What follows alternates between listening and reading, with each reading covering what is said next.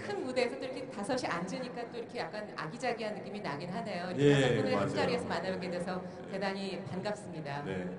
바닥도 초록색이고 오늘 사실 그 메인 컬러가 그린이라 네. 저도 옷을 입고 나와서 생각이 들어서 막 부랴부랴 행거칩이라도 찾아봤는데 없더라고요. 근데 괜히 그 이거라도 꽂고 나왔네요. 그냥 나오신 분들도 많은데. 예. 알겠습니다. 별로 저랑 이야기하고 싶지 않으신 것 같아요. 자, 시작해볼까요? 토크. 네. 우리 후보께서 잘 하고 계시잖아요. 여러 이렇게 옆에서 지켜보면 아드레날린을 풍풍 받게 되는 그런 느낌도 드는데요. 이 박영선 위원장님께 먼저 여쭤보고 싶습니다. 우리 후보 이길 수 있으시죠? 물론입니다. 네. 네, 반드시 승리할 것입니다. 네. 여론조사 전문가들이요. 우리 문재인 후보가 이길 수 있는 요인 3가지를 이야기합니다. 첫째는 호감도가 가장 높은 후보가 마지막 승자가 될 것이다 라고 이야기합니다. 세 후보 중에 누가 가장 호감도가 높습니까? 그렇습니다. 문재인입니다. 두 번째는요. 또 있습니다. 두 번째, 호감도 그리고 호감도. 두 번째는요. 여론조사 지지율이 따박 끝까지 올라가는 후보가 반드시 마지막 승자가 될 것이라고 이야기합니다. 네, 그러니까 추세죠, 그렇죠. 그렇습니다. 한 번에 올라가거나 혹은 또 한 번에 네. 떨어지는 게 아니라 말씀하셨듯이 한 단계씩 조금씩 정진적인 추세로서 성장하고 있기 때문에 승리한다. 그렇습니다. 하나만 더 뭔가 낙관하고 싶어서 거북이와 토끼의 싸움에서 누가 이깁니까? 거북이가 이겨요. 그렇죠. 우리 후보가 바로 거북입니다. 그래서 여론조사 지지율에서 따박 12월 19일 날 최종 후보가 대통령이 될 것이다 라고 확신합니다. 여러분 그렇습니까? 네. 그 다음에 세 번째는요. 전문가들이요. 40대에서 가장 지지율이 높은 후보 누구입니까? 그렇습니다. 40대에서 가장 지지율이 높은 후보 그리고 이제 호남에서 점점 지지율이 높아지고 있는 후보 누구입니까? 이 3가지 이유 때문에 반드시 승리할 것이다 라고 확신하고 있습니다. 전국의 풍수지리와 정을 믿는 분들도 상당수가 문재인의 대선 승리를 낙관했다. 이런 이야기를 들은 적도 있는데 과학과 비과학을 망라하여 될 그렇죠. 것이다 거죠. 네. 왠지 믿고 싶어지는 그런 대목이었습니다. 믿을만 하니까요. 근데 같은 편끼리 앉아서 서로 믿는다고만 해서 네. 뭔가 조금 좀 더 근거를 좀 찾아봐야 될 것 같아요. 이 이야기가 끝나기 전에. 네. 또 다른 분들도 계시죠. 네. 정치와는 조금 거리가 먼 듯한 우리에게는 그저 연탄재 시인으로만 알려져 있었던 이 시인께서 저희 캠프에서 이 공동선대위원장을 맡고 계십니다. 최근에는 이 안도현 선대위원장이 1인 시위까지 참여를 해주셨는데요. 그런 경험들이 사실은 없으셨죠? 예, 저는 문재인 후보가 승리할 거라는 확신이 없었으면 신화 쓰고 있지 이 자리에 나오지 않았을 겁니다. 일선에는 작품이 난관에 복잡해서 이 일에 뛰어들었다 이런 이야기도 있던데요. 12월 19일까지 절필을 하기로 했습니다. 이기고 난 뒤에 시쓰겠습니다. 네. 네. 문학적인 감동으로 말하는 우리는 이 길이다 이런 메시지를 전달해달라고 그랬는데 다른 얘기를 하셨어요 지금. 대본대로 가긴 틀린 것 같아요. 김연경 선대위원장님께 묻겠습니다. 네. 가장 젊은 선대위원장 항상 앞을 수식하고 있죠. 몇 살이십니까? 네, 만 32살입니다. 예, 썩 젊진 않은 것으로 판정되고요. 젊은 선대위원장이시기도 하지만 요즘 투표시간 연장 운동에 가장 앞장서 계시기도 하잖아요. 오늘 시청 앞에서 관련한 행사도 있는데 투표시간 연장 운동에 대해서도 한마디 해주시죠. 네, 오늘 시청에 6시 행사에 또 사회를 탁현미 씨가 보시는 걸로 알고 있는데 돈이 안 들거든요, 저는. 네, 이런 데는 웃으셔도 돼요. 예, 사실 저희가 이제 문재인 후보님이 캠프를 구성하자마자 투표 시간 연장 문제에 대해서 강력하게 의지를 표명하셔서 10월 3일날 이제 투표 시간 연장 특별본부가 캠프 내에 만들어졌었습니다. 그리고 나서 전국적으로 이제 1인 시위를 진행해 오는 과정이 있었고 그 첫 포문을 저희 안도현 시인님께서 열어주셨는데요.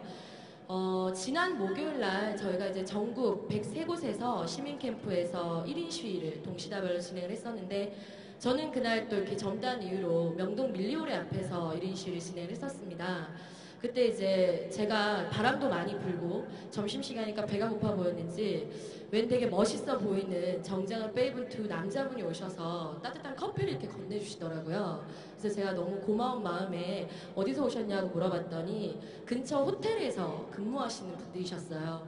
점심에 드시고 들어가는 길이셨는데 자기가 지난번 투표하던 날 근무를 하느라고 투표를 못했다고 하시더라고요. 그러면서 저보고 힘을 내라고 하시길래 너무 좀 울컥한 마음에 이번에 투표 시간이 연장되면 정말 도움이 되실 것 같냐, 투표하실 수 있을 것 같냐 했더니 정말 투표할 수 있을 것 같다고 꼭 힘을 내달라고 그런 이야기를 하고 가셨습니다. 그래서 정말 투표 시간 연장을 왜 해야만 하는지 그 의미를 찾을 수 있는 순간이었다고 저는 생각을 하는데요. 지금 우리가 몇 시간 연장을 요구하고 있는 거죠?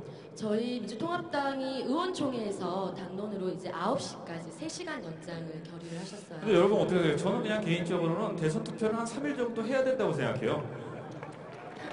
아니 대통령을 뽑는 일이고 대통령이 결정할 수 있는 권한이 어마어마한데 그래도 투표율이 한 90% 정도는 나와서 국민적 지지를 받아야 되는 거 아니겠습니까? 오늘부터는 3일 정도를 요구하는 그런 개인적인 시위에 들어가도록 하겠습니다. 네, 김연경 네. 선대위원장께서는 이렇게 2030 네트워크를 이끌면서 이 후보와의 타운홀 미팅과 이런 것들을 많이 주선을 하고 거기에서 아주 멋진 모습을 보여주고 계십니다. 말씀 감사드리고요. 이정우 경제민주화 위원장께서는 최근에 이 TV 토론에서 다른 진영과의 경제민주화 논쟁에 있어서 아주 압승을 거두셨습니다. 완승을 보여주죠. 예, 완승을. 그런 멋진 박수 한번 모습을 쳐드릴까요? 보여주셨습니다. 그리고 언제 봬도 이렇게 저는 믿음이 가는 그런 표정과 모습과 미소를 갖고 계신데요. 이 단일화에 있어서도 몇 가지 원칙을 갖고 계시잖아요. 예. 네. 후보 단일화는 예를 들어 87년 때도 노력하다가 안 된 적이 있고 그 뒤에 DJP 연합이라든가 노무현 정몽준 간에 그런 연합은 있었습니다. 그런데 이번에 최초로 저희들이 이제 희망하는 것은 선정책연합 후 단일화입니다. 그래서 국가 비전과 정책을 공유하고 그리고 또 충분히 그럴 만큼 양 진영에 지금 정책 만드는 사람들이 생각도 비슷하고 평소에 아주 가까운 사이거든요. 그래서 저는 대한민국 최초로 정책을 공유하면서 단일화가 되는 그런 모델이 나올 수 있지 않을까 그렇게 기대하고 있습니다. 네.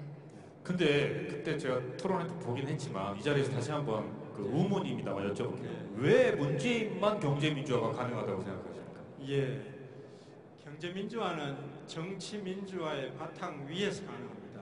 그래서 우선 전제가 정치적 민주주의에 대한 확고한 신념이 있어야 되죠. 그런 점에서 봤을 때 우리 문재인 후보는 젊은 시절부터 재적, 투옥 등 모든 고초를 겪어가면서 민주주의를 지키기 위해서 헌신해 왔습니다. 그래서 그 신념, 그 철학이 저는 경제민주화를 위한 바탕이다. 그것 없이는 사실 경제민주화는 어려울이라고 봅니다. 네. 최근에 저희 학생들 말씀 부탁드리겠습니다. 저희 학생들도 각 후보의 경제민주화 공약들을 한번 비교해서 발표한 적이 있었는데요. 네. 그 새누리당의 공약은 이름만 경제민주화 정책일 뿐 그 정책 목표를 달성하기 위한 수단들은 전혀 경제민주화와 별 상관이 없는 정책들을 가지고 있더라 해서 형용모순이라고 하죠. 등근 네모 뭐 이제 그런 식의 어떤 결론들을 학생들도 이야기를 하고 있더라고요. 이정우 교수님께서 마치 토론에 임하시듯이 진지하게 말씀해 주셨습니다. 네. 또 다른 분들한테도 여쭤보셔야죠. 정혜구 교수님께서는 이 미래캠프 새로운 정치위원회 간사를 맡고 계신데요. 민주정부 3기 이 문재인 후보가 할 수 있다. 문재인 후보만이 할 수 있다. 왜 그렇죠?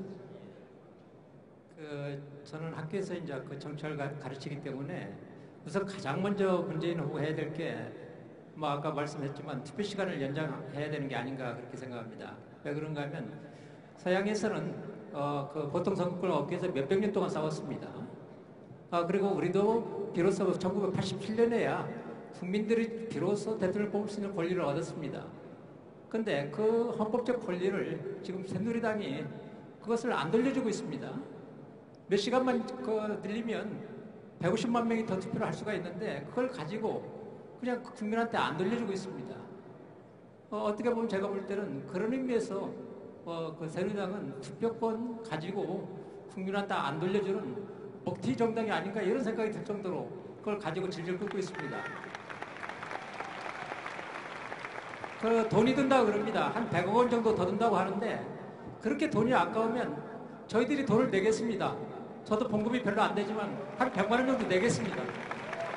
선거권을 다시 찾아옵시다. 선생님 깜짝 놀랐어요. 100억 원을 내신다는 줄 알고.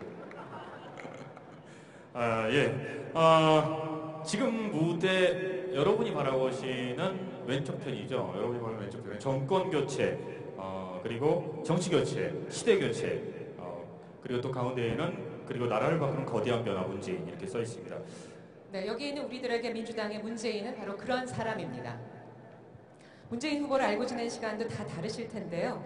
그러면 이 각 분들께 나에게 있어서의 문재인이란 딱 한 문장씩 한번 마지막으로 듣도록 하겠습니다. 먼저 김연경 위원장님. 네, 저에게 문재인이란 문재인입니다. 사실 제 주변의 청년들을 제가 이제 선대위원장이 되고 나서 만났을 때만 해도 문재인이 누구야? 라고 많이 물었습니다. 그래서 그때는 노무현의 문재인, 민정수석 문재인 이런 식의 어떤 설명과 수식어가 필요했었던 분인데요. 지금 후보님이 주시는 수많은 국민적 울림과 감동이 이제는 더 이상의 수식어가 필요 없는 그냥 문재인이라고만 하는 고유명사로도 이제는 충분히 설명이 가능한 분이 되셨습니다. 저희 이제 담재인 캠프가 주축이 돼서 문재인이라는 고유명사 앞에 대한민국 대통령이라고 하는 수식어를 붙여드려야 될 것 같은데요. 그렇지 않습니까? 저희 후보님의 말투랑 비슷하시네요. 그렇지 않습니까? 동의를 구하죠. 네, 동의를 구하시죠. 좋습니다. 네. 근데 저는 믿어요. 예. 또 다른 분. 네, 박영선 위원장님. 나에게 문재인이란? 저에게 문재인은 대한민국 대통령이다. 그렇지 않습니까? 요 네. 유행어 예감이 좋아요, 좀 드네요. 좋아요. 그렇지 않습니까? 네. 예. 그것도 서민의 눈물을 닦아주는 정의로운 대한민국 대통령이다라고 말씀드리겠습니다. 감사합니다. 네. 네. 안도현 씨. 저한테 문재인이란 큰 나무 같은 사람이다. 그 나무 그늘에서 문재인이라는 큰 나무 그늘에서 낮잠 좀 자고 싶다. 네, 이겁니다. 네. 감사합니다. 이런 질문은 사실 시인한테는 좀 부담스러워요. 뭔가 감성적으로 얘기해야 되는데 기대가 만만해요. 짧은 시간 안에 그 네. 기대에 부응해야 되니까 그래도 이따가 다시 한번 기회를 드리겠습니다. 세 분은 끝나셨잖아요. 네. 다른 두 분이 이제 긴장을 계속 생각을 네. 하시죠. 지금 정혜구 선생님이랑 네. 막 아까 100억을 낸다고 사람들이 들었으면 어떡하지 이런 표정으로 앉아 계신데 네. 정혜구 선생님께도 여쭤보겠습니다.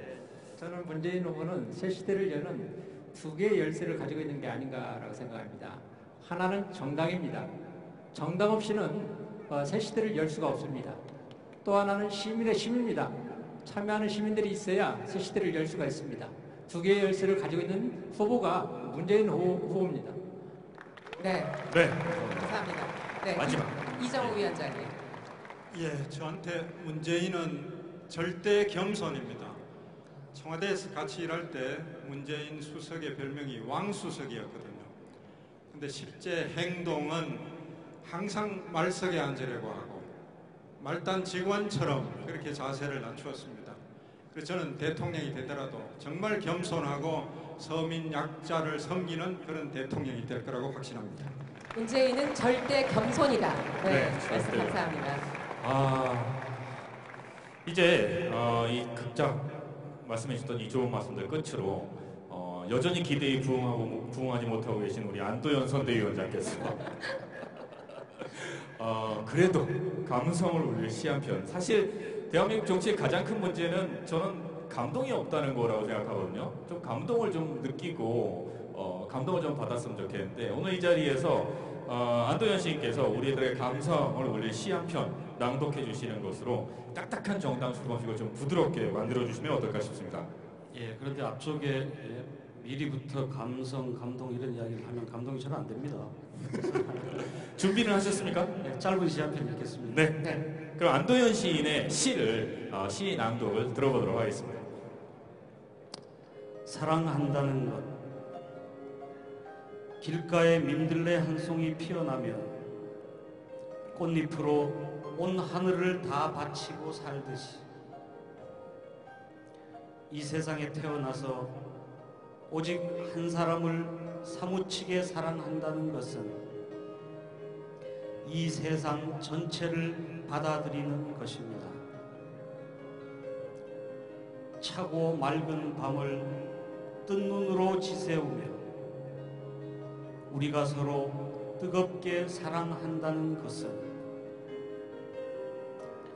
그대는 나의 세상을, 나는 그대의 세상을 함께 짊어지고 새벽을 향해 걸어가겠다는 것입니다.